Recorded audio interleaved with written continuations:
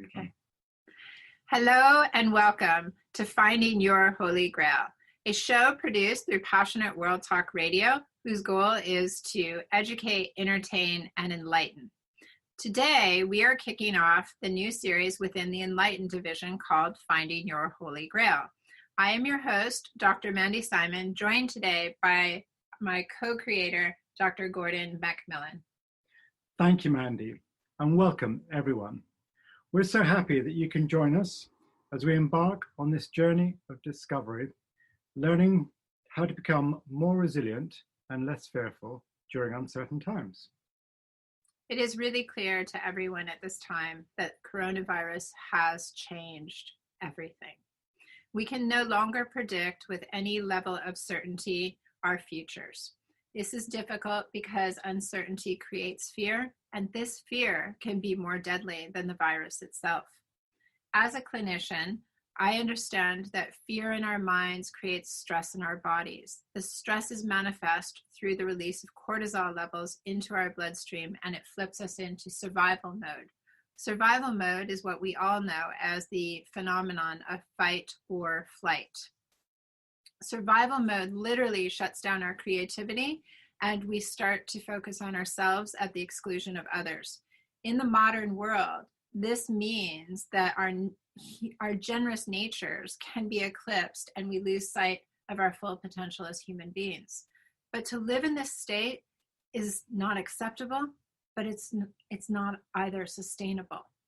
And when in hardship, we really need to actually be more caring and more generous in our focus both to ourselves and to others.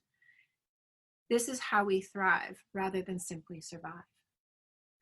Thank you, Mandy. That provides some very helpful context. But before going further, perhaps you could share with our audience what it was that inspired us to create this show in the first place. What is it that we wanted to communicate, and why do we feel it's important? Yeah. I think the roots of the creation of this show came, at least initially for me, when I was, like everyone else, in lockdown. My situation may have differed slightly because of the fact that I was living in a hotel room, working on the front lines in a COVID-only unit, and riding my bicycle back and forth to work nearly every day for 5 months.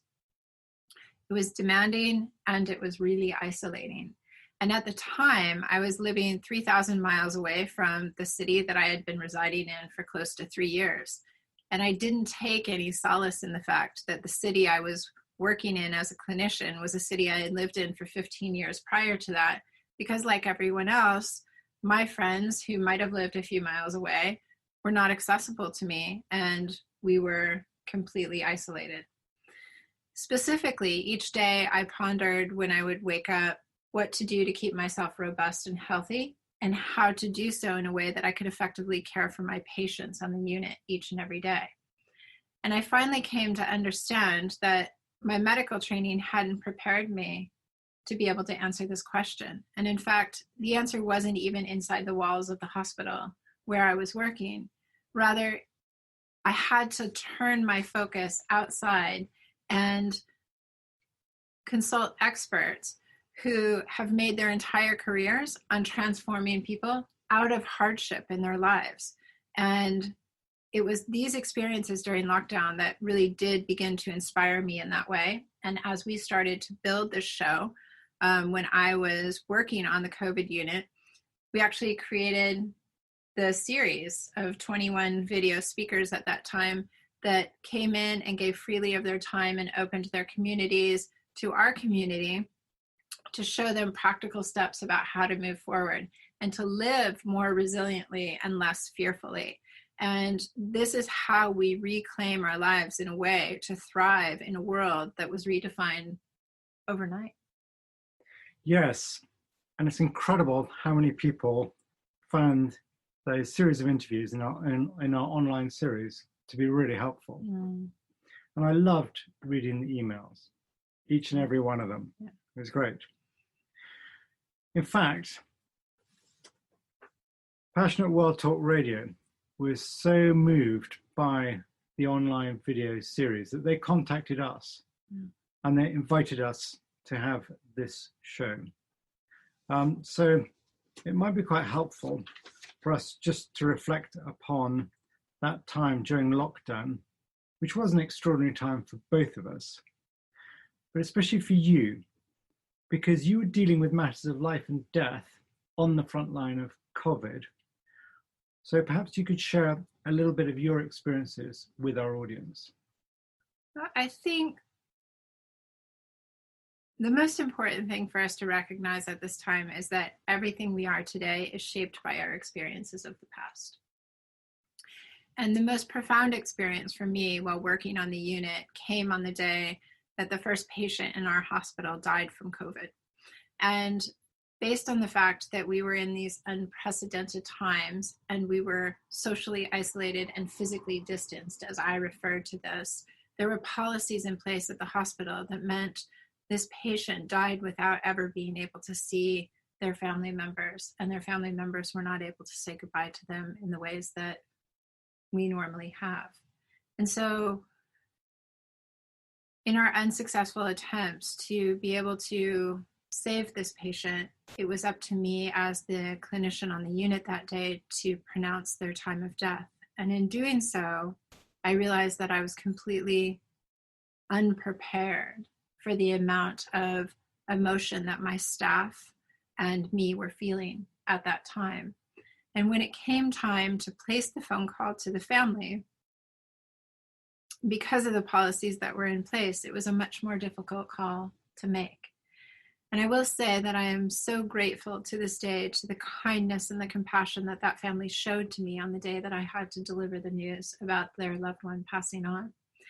But I felt that we needed to really understand how to robustly move forward and support ourselves in a time that we never thought we'd wake to see ever in the world, let alone our own lifetimes. And so the wonderful nursing staff that I was working with that day, I asked them to please come back into the room. And we stood around the patient's bedside with the patient who had now passed away. And although I won't share with the audience what was covered and discussed in that room that day, suffice to say that each of us had the opportunity to thank the patient for us being able to be a part of their wonderful life. And it was really beautiful in many ways. And there were so many tears that were shed, but it allowed each of us to have a level of closure that we don't normally have in such situations. And it just became a really important aspect for us to recognize how interconnected we all are, and to give our thanks and grace to the family, because we could not know how this was affecting them. And so I suppose that when I look back on all of the experiences that I had, and I feel really lucky to have been on the front lines during this first lockdown, this is perhaps what I remember most that helped to shape where we are today. Wow, that's clearly a sobering experience. And thank you for sharing it. It's just incredible to hear what you were dealing with when I, perhaps like members of our audience, were simply focused on keeping ourselves safe and ensuring that our loved ones were all okay. I'm really humbled by your story, Mandy. Yet I'm also pleased that we are now able to bring that show into the light. And I'd really like it if you could share with our audience what they can expect over the coming weeks when they tune into the show. Thank you. I think the biggest reason that we created the show is that we didn't want to get stuck in our story, whether it was individually or anyone else watching right now and anyone else who's not watching at this time. And I would like to acknowledge that the lockdown was sobering for every single person, regardless of where they were at that time, what their job was doing. It had significance to all of us in some way, shape, or form. And the goal here is to not wake up as our future selves and say, I was once capable of X, Y, and Z.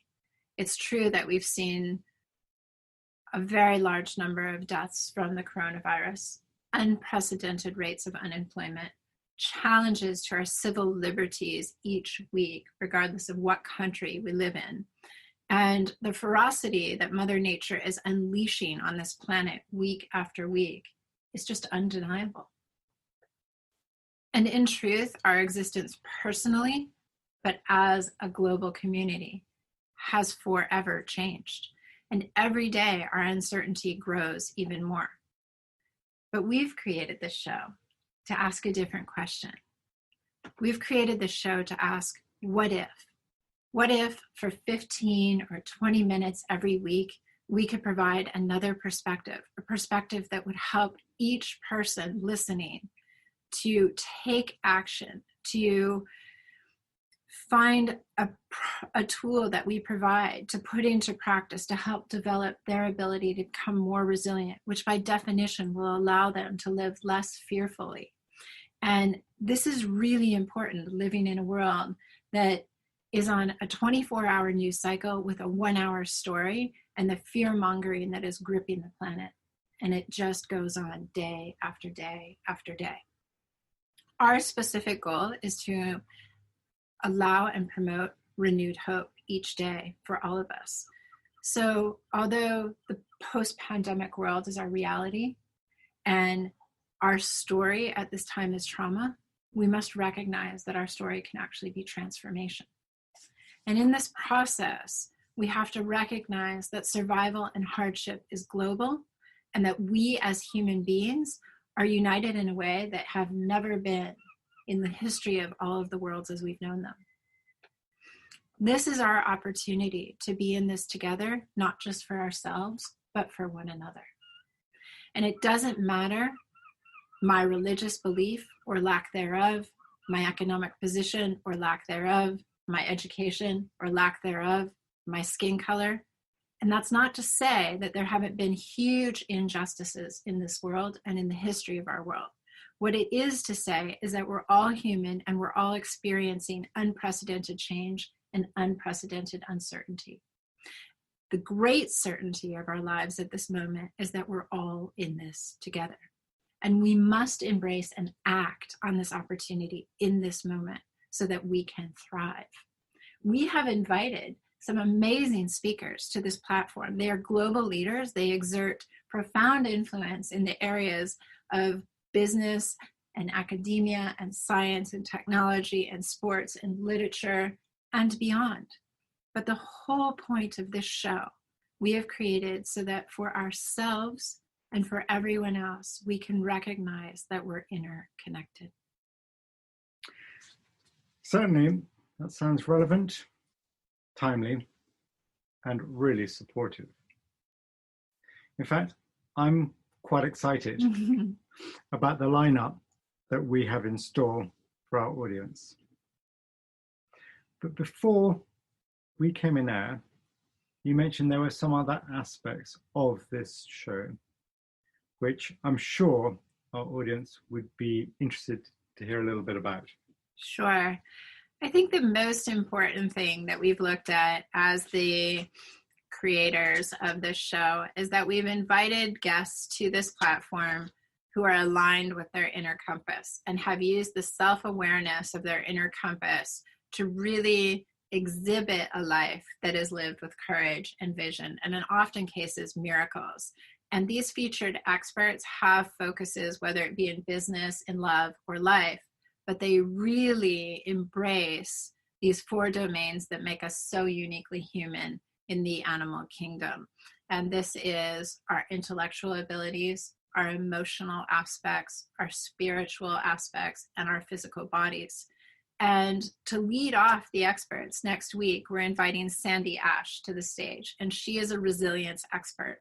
And we've invited her because, not just because she's helped thousands of individuals and hundreds of companies, and she is a resilience expert, and not because she wrote what has been touted as the best business book written by a woman, but it's because she has the ability to show you that you already have attributes inside you that allow you to boldly take a path forward today. And in fact, she's going to focus you on the gifts that COVID has given you.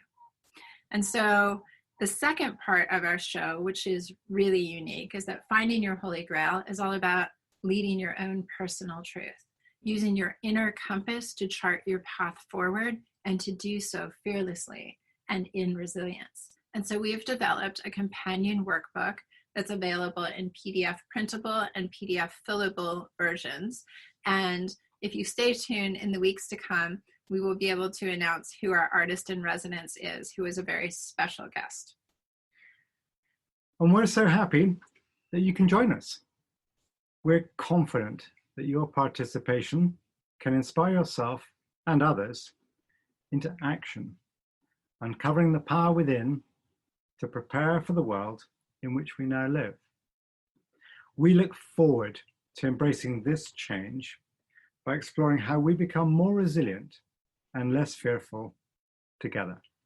We also recognize that it's extremely important to not lose sight of our ability to live in love and without fear during these really uncertain times, and that we embrace the change to create a more harmonious and healthful planet and people. And to recall that hardship does not have to be our story. It's time to live our lives with courage, with vision, and with miracles. You can follow our work and receive lifetime access to our 21 speaker series online at www.findingyourholygrail.com. And you can write to us on email at findingyourholygrail@gmail.com. We would like to thank Passionate World Talk Internet Radio for providing a platform for our show, Finding Your Holy Grail. To find out more about them, please visit them at www.passionateworldtalkradio.com. To all of our listeners and viewers at home, we are so thrilled that you've joined us. And until next week, keep safe and stay brave.